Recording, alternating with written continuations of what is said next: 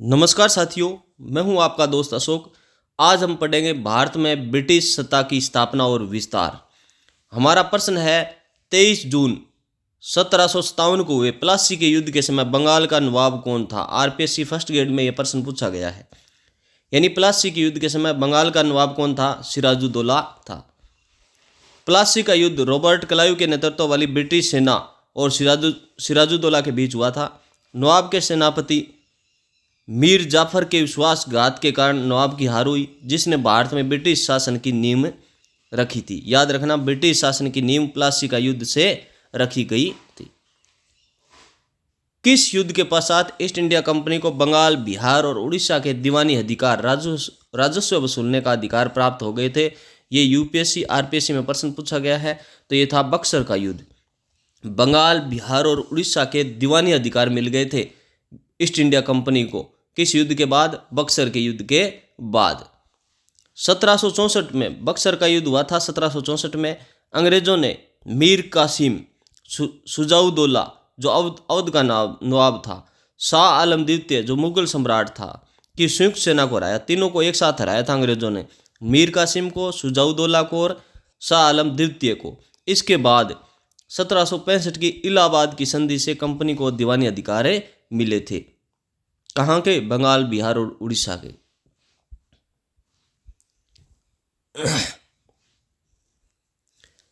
Lord Wellesley द्वारा शुरू की गई सहायक संधि को स्वीकार करने वाला पहला भारतीय राज्य कौन सा था? हैदराबाद था। लॉर्ड वेलेस्ली की सहायक संधि और स्वीकार करने वाला पहला भारतीय राज्य कौन सा है? ये है हैदराबाद। हैदराबाद के निजाम ने 1798 में सबसे पहले सहायक संधि स्वीकार की। इस नीति का मुख्य उद्देश्य भारतीय राज्यों के खर्च पर ब्रिटिश सेना को बनाए रखना और फ्रांसीसी प्रभाव को समाप्त करना था। लॉर्ड डलहौजी की व्युत्पत्ति के सिद्धांत यानी डॉक्ट्रिन ऑफ लैप्स के तहत सबसे पहले किस रियासत का विलय किया गया था? जो डलहौजी की जिसे हड़प नीति भी कहते हैं, व्युत्पत्ति सिद्धांत भी है ये। तो इसके तहत सबसे पहली जो रियासत थी वो थी सतारा। 1848 में सतारा को इस आधार पर अंग्रेजी राज्य में मिलाया गया कि वहां के शासक का कोई प्राकृतिक उत्तराधिकारी पुत्र नहीं था। इसके बाद जेतपुर, संबलपुर और झांसी का विलय हुआ था। तो सबसे पहले 1848 में सतारा को मिलाया गया था। भारत में स्थायी बंदोबस्त भू राजस्व व्यवस्था किसके द्वारा लागू की गई थी? लॉर्ड कॉर्नवालिस के द्वारा। यह आरपीसी लेक्चरर में प्रश्न पूछा गया है। स्थायी बंदोबस्त किसके द्वारा लागू की गई थी? लॉर्ड कॉर्नवालिस के द्वारा। 1793 में बंगाल, बिहार, उड़ीसा में स्थायी बंदोबस्त लागू किया गया। इसमें जमींदारों को भूमि का स्वामी बनाया गया और राजस्व की दर हमेशा के लिए तय कर दी गई। धन का निष्कासन यानी ड्रेन ऑफ वेल्थ का सिद्धांत सबसे पहले किसने प्रतिपादित किया था? ये दादा भाई नौरोजी ने। धन का निष्कासन का सिद्धांत दादा भाई नौरोजी ने अपनी पुस्तक poverty and un-British rule in India में बताया कि कैसे भारतीय धन को ब्रिटिश भेजा जा रहा है, जिसमें भारत गरीब हो रहा है। इसे अनिष्टों का अनिष्ट भी कहा गया। रेतवाड़ी व्यवस्था मुख्य रूप से भारत के किन क्षेत्रों में लागू की गई थी? मद्रास और बॉम्बे प्रेसिडेंसी में लागू की गई थी। रेतवाड़ी जो व्यवस्था है वो सबसे मुख्य रूप से भारत के किन क्षेत्रों में लागू की गई? मद्रास और बॉम्बे प्रेसिडेंसी में। थॉमस मुनरो और कैप्टन रीड द्वारा शुरू की गई इस व्यवस्था में सीधा समझौता रेत किसान से किया गया था। इसमें किसान को भूमि का स्वामी माना गया था। ये रेतवाड़ी में याद रखना, भूमि का स्वामी किसे माना गया है? रेत को। ये रेत यानी किसान को माना गया है। प्लीज मित्रों, चैनल को लाइक, शेयर और सब्सक्राइब जरूर करें। मालवाड़ी व्यवस्था के तहत राजस्व संग्रह की इकाई किसे माना गया था? तो महाल का मतलब यहाँ था पूरा गांव या महल। महल या गांव एक ही बात है। तो मालवाड़ी व्यवस्था इसकी इकाई किसे माना गया? पूरा गांव या महल। ये थी होल्ट मैगजीन द्वारा उत्तर भारत यानी पंजाब और उत्तर पश्चिमी प्रांत में यह व्यवस्था लागू की गई, जहां पूरे गांव महल को सामूहिक रूप से राजस्व देने हेतु जिम्मेदार बनाया गया था। तो ये जो मालवाड़ी है वो है होल्ट मैकेंजी की। वारेन हेस्टिंग्स की घेरे की नीति यानी रिंग फेंस पॉलिसी का मुख्य उद्देश्य क्या था? ये था अपने राज्यों की सीमाओं की रक्षा के लिए बफर जोन बनाना। यानी वारेन हेस्टिंग्स ने क्या किया था, घेरे की नीति अपनाई थी। यानी अपने चारों तरफ क्या बना लो, भारतीय राजाओं का घेरा बना लो। इसमें अंग्रेजों ने अपने पड़ोसी राज्यों जैसे अवध की रक्षा के लिए जिम्मेदारी ली, ताकि शत्रु मराठा अफगान सीधे कंपनी क्षेत्रों तक न पहुंचे सके। बक्सर के युद्ध 1764 में अंग्रेजी सेना का नेतृत्व किसने किया था, तो ये किया था हेक्टर मुनरो ने। बक्सर के युद्ध में अंग्रेजी सेना का नेतृत्व किसने किया, हेक्टर मुनरो ने किया। बक्सर का युद्ध सैन्य दृष्टि से प्लासी से अधिक महत्वपूर्ण था, क्योंकि इसमें अंग्रेजों ने वास्तविक सैन्य शक्ति का परिचय दिया, 3 प्रमुख शक्तियों को हराया था। लॉर्ड डलहौजी ने कुशासन का आरोप लगाकर किस रियासत का विलय ब्रिटिश साम्राज्य में किया था, तो अवध। लॉर्ड डलहौजी ने कुशासन का आरोप लगाकर, यानी यहाँ पर शासन है वो अच्छा नहीं चलाया जा रहा, ये किस रियासत के लिए था, अवध के लिए। 1856 में वाजिद अली शाह द्वारा कुशासन का आरोप लगाकर अवध का विलय किया गया। 1857 के विद्रोह का प्रमुख कारण रहा था। सहायक संधि स्वीकार करने वाले राज्यों के दरबार में एक ब्रिटिश अधिकारी नियुक्त किया जाता था। उसे क्या कहते थे, तो उसे रेजिडेंट कहते थे। क्या कहते थे, रेजिडेंट। रेजिडेंट राजा के आंतरिक प्रशासन में हस्तक्षेप करता था, जिससे राज्य की संप्रभुता धीरे धीरे समाप्त हो जाती थी।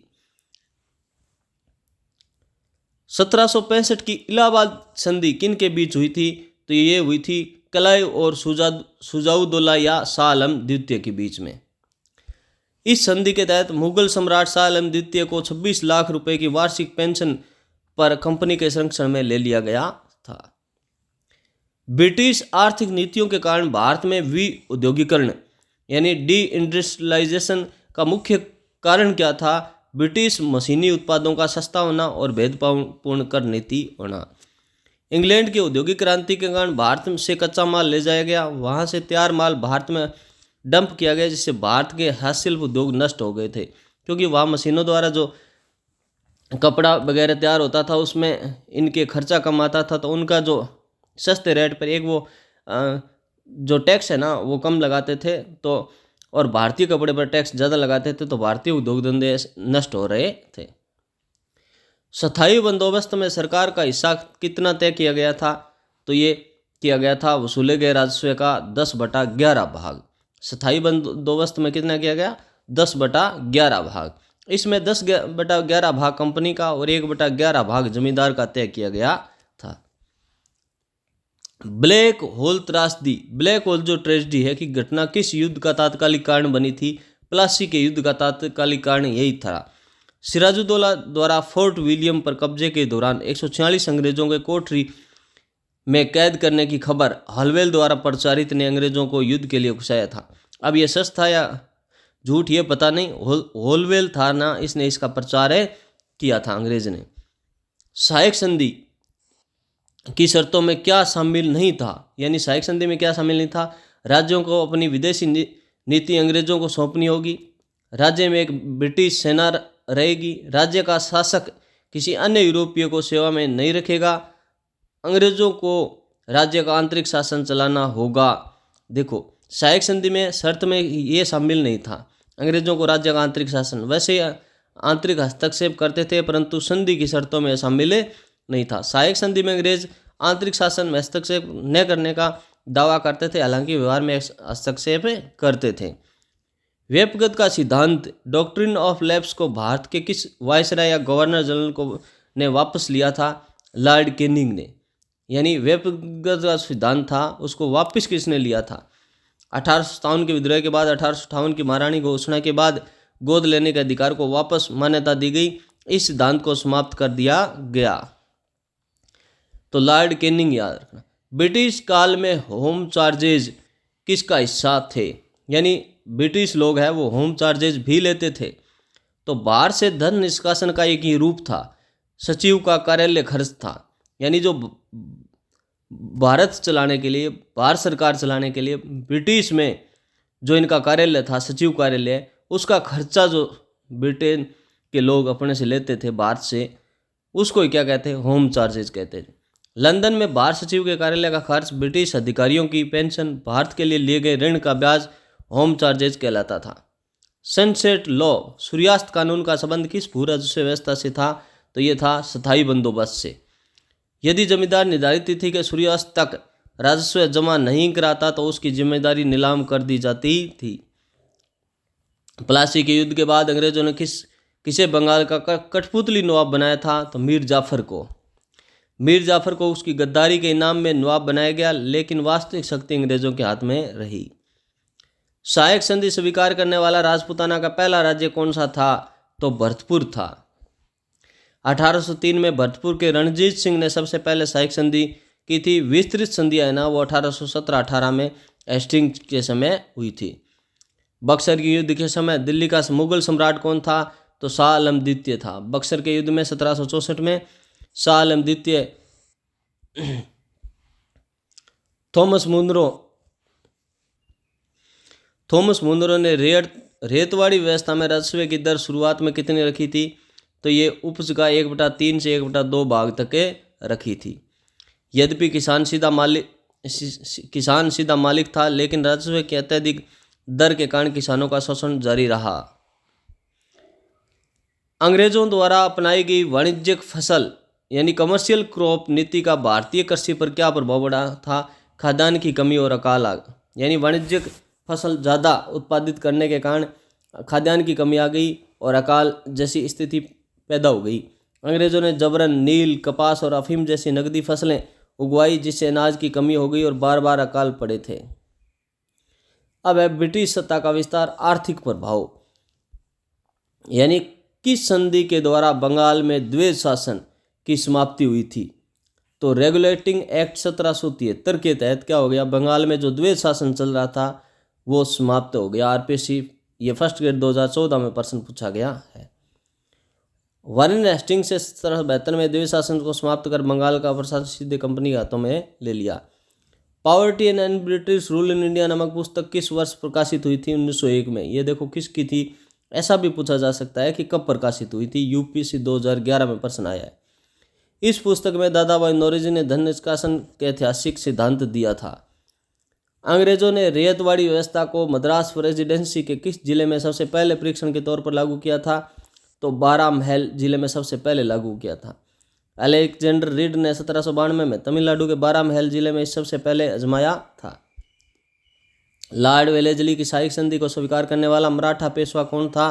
तो बाजीराव द्वितीय था। 1802 में बसिन की संधि के माध्यम से बाजीराव द्वितीय ने अंग्रेजों की अधीनता स्वीकार की थी। डलहौजी ने किस आधार पर झांसी का विलय ब्रिटिश साम्राज्य में किया था? तो उत्तराधिकारों के अभाव में व्यक्तिगत का सिद्धांत था ना। डलहौजी ने किस आधार पर झांसी का विलय, आपको पता ही है झांसी का विलय यानी रानी लक्ष्मीबाई के कोई पुत्र नहीं था और गोद लिया था, इसलिए तो ये व्यक्तिगत के सिद्धांत के अंदर ही आएगा, उत्तराधिकार के अभाव में ना। राजा गंगाधर राव की मृत्यु के बाद उनके दत्तक पुत्र दामोदर राव को उत्तराधिकार मानने से अंग्रेजों ने इनकार कर दिया था। प्लीज़ मित्रों, चैनल को लाइक, शेयर और सब्सक्राइब जरूर करें और आप सुझाव भी जरूर दें। किसी प्रकार का आपको कोई यदि सुझाव आपके पास है तो कमेंट जरूर करें।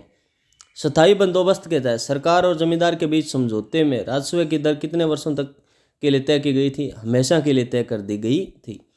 इसे इस्तमरारी बंदोबस्त भी कहा जाता है, क्योंकि इसमें मांग हमेशा के लिए निश्चित कर दी गई थी। मालवाड़ी व्यवस्था भारत के कुल ब्रिटिश क्षेत्र के कितने प्रतिशत हिस्से पर लागू थी? तो ये 30% हिस्से पर लागू थी। मालवाड़ी कितने पर थी? 30% पर। स्थायी बंदोबस्त 19%, रेतवाड़ी है वो 51% और मालवाड़ी है वो 30%।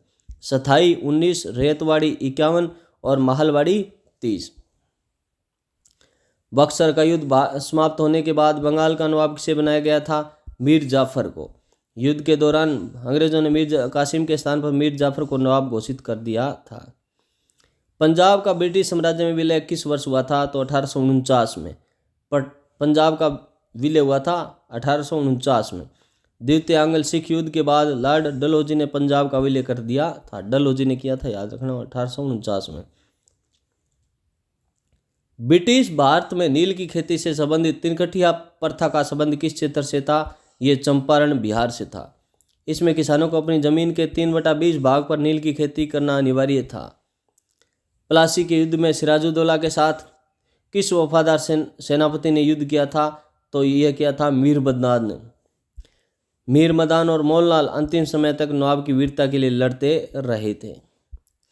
किस इतिहासकार ने 1765 से 72 के बंगाल के शासन को डाकुओं का राज्य कहा था? ये नेट हिस्ट्री 2016 में प्रश्न पूछा है के.एम. पणिक्कर ने। यानी 1765 से 1772 तक बंगाल में जो शासन था उसको डाकुओं का राज्य कहा था के.एम. पणिक्कर ने। यह द्वैध शासन का काल था जिसमें कंपनी के अधिकार तो लिए पर जिम्मेदारी नहीं ली गई थी। सहायक संधि स्वीकार करने वाला प्रथम राजपूत राज्य कौन सा था? यानी अधीनस्थ पृथक्खंड संधि के तहत आर.एस. परी 2013 में प्रश्न पूछा गया, ये करौली था। सहायक संधि स्वीकार करने वाला प्रथम राजपूत राज्य था करौली। नवंबर 1817 में करौली ने सबसे पहले विस्तृत संधि की थी। भारत में प्रथम रेलवे लाइन 1853 किस गवर्नर जनरल के काल में बिछाई गई थी? तो डलहौजी के काल में। बोरी बंदर से थाने के बीच पहली रेल चली जिसका मुख्य उद्देश्य कच्चे माल का परिवहन था। भू राजस्व की जारीदारी प्रथा यानी ठेकेदारी प्रथा की शुरुआत किसने की थी? वारेन हेस्टिंग्स ने। इसमें सबसे पहले ऊंची बोली पर लगाने वाले राजस्व वसूली का अधिकार दिया जाता था। इकोनॉमिक हिस्ट्री ऑफ इंडिया पुस्तक के लेखक कौन है? आर.सी. दत्त है। तो रमेश चंद्र दत्त ने इस पुस्तक में ब्रिटिश आर्थिक शोषण का विस्तृत विश्लेषण किया था। याद रखना भाई, थोड़ा ये कन्फ्यूज मत हो जाना। इकोनॉमिक हिस्ट्री ऑफ इंडिया, ये दादा भाई नौरोजी मत कर देना। आर.सी. दत्त है। ये कौन है? R C. Dutt. Economic history of India. British काल में ददनी प्रथा क्या थी? तो ये कारीगरों को दी जाने वाली अग्रिम धनराशि थी। एडवांस में जो मजदूरों को पेमेंट मिलता था उसको ददनी प्रथा कहते थे। अंग्रेज व्यापारी कारीगरों को अग्रिम पैसा देकर कम कीमत पर माल तैयार करने के लिए बाध्य करते थे। व्यापार का अधिकार का दुरुपयोग किस युद्ध का मुख्य कारण बना था? प्लासी का युद्ध। तो कंपनी के कर्मचारी निजी व्यापार के लिए दस्तक का प्रयोग कर रहे थे जिससे बंगाल के राजस्व को हानि हो रही थी। डलहौजी द्वारा विलीन किए गए राज्यों का सही कालानुक्रम क्या है? तो सबसे पहले सतारा को, फिर संबलपुर, झांसी और नागपुर को। सतारा, संबलपुर, झांसी और नागपुर। सतारा 1848 में, संबलपुर 1849 में, झांसी 1853 में और नागपुर 1854 में। बक्सर के युद्ध के समय बंगाल का गवर्नर कौन था? वेनसीटार्ट था। कौन था? वेनसीटार्ट था। बक्सर का युद्ध 1764 के दौरान वेनसीटार्ट गवर्नर था। कलायू 1765 में दोबारा आया था। सहायक संधि स्वीकार करने के बाद मैसूर का शासक किसे बनाया गया था? तो कृष्णराज वाडियार तृतीय को बनाया गया था। सहायक संधि स्वीकार करने के बाद मैसूर का शासक बनाया गया था मैसूर का कृष्णराज वाडियार तृतीय। चतुर्थांगल मैसूर युद्ध 1799 में टीपू सुल्तान की मृत्यु के बाद वाडियार वंश के बालक को गद्दी पर बैठाया गया था। स्थायी बंदोबस्त का विचार मूल रूप से किसके द्वारा किया गया था? तो यह फिलिप फ्रांसिस के द्वारा किया गया था। स्थायी बंदोबस्त का विचार मूल रूप से फिलिप फ्रांसिस के द्वारा। विचार फिलिप फ्रांसिस का था लेकिन इसे अंतिम रूप से जॉन शोर और कॉर्नवालिस ने दिया था। ब्रिटिश शासन के दौरान भारत में अकाल संहिता का निर्माण किस आयोग की सिफारिश पर हुआ था? स्ट्रेची आयोग। 1880 में स्ट्रेची की अध्यक्षता में प्रथम अकाल आयोग बना था। धन निष्कासन के विरोध में स्वदेशी का नारा सबसे पहले किसने दिया था? तो दयानंद सरस्वती ने दिया था। दयानंद सरस्वती ने सबसे पहले स्वदेशी और स्वराज शब्दों का प्रयोग किया था। बक्सर के युद्ध के बाद अवध के नवाब से कौन से 2 जिले छीनकर मुगल सम्राट को दिए गए थे? इलाहाबाद और कड़ा। 1765 की संधि के तहत ये जिले सम्राट शाह आलम द्वितीय को मिले थे। तो इस प्रकार मित्रों आज का ये पार्ट हम यही समाप्त करते हैं। नेक्स्ट जो प्रश्न रह गए हैं वो सेकंड पार्ट में कवर करेंगे। प्लीज़ मित्रों आपसे पोलाइट रिक्वेस्ट है, चैनल को लाइक शेयर और सब्सक्राइब जरूर करें। किसी भी प्रकार का कोई सुझाव हो तो कमेंट जरूर करें। ओके, थैंक यू दोस्तों।